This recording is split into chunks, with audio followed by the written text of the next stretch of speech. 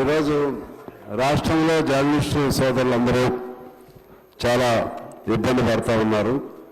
దీనికి సంబంధించి మొత్తం అసలు రాష్ట్రంలో ప్రింట్ మీడియా కానీ ఎలక్ట్రానిక్ మీడియా కానీ మొత్తం ఎంతమంది జర్నలిస్టులు ఉన్నారు అనే ఒక అంచనా రాష్ట్ర ప్రభుత్వానికి ఉందా లేదా అని వారిని ఆలోచన చేయవలసింది కోరుతా ఉన్నాను. వారి జర్నలిస్టుల జీవన పరిస్థితులు మెరుగుపరచడం కోసం ఏదైనా సంక్షేమ చర్యలు వాళ్ళు చేపట్టాలి.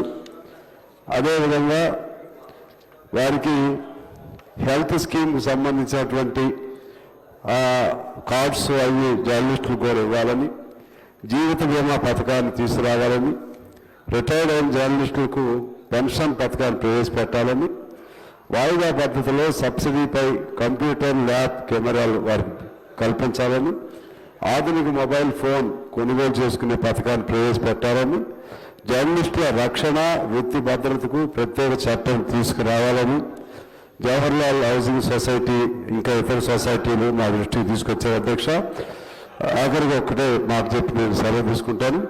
వారు ఇవాళ అన్యాయమైన జీవితాలు గడుపుతా ఉన్నారు జర్నలిస్టులు. వారికి ఒక వేతనం లేదు, ఏమి కూడా లేని పరిస్థితులు, కనీస వేతనం కూడా ఉండే విధంగా మీరు చేయాలి.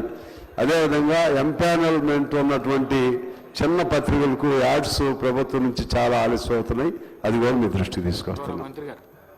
అధ్యక్ష, గౌరవ పెద్దలు గౌరవ శాసనసభ్యులు సాంబశివరావు గారు లేవనెత్తినటువంటి జర్నలిస్టుల వెల్ఫేర్ గురించి అంశాన్ని నోట్ చేసుకోవడం జరిగింది. అధ్యక్ష, సంబంధిత శాఖ మాత్రం తెలియజేస్తుంది.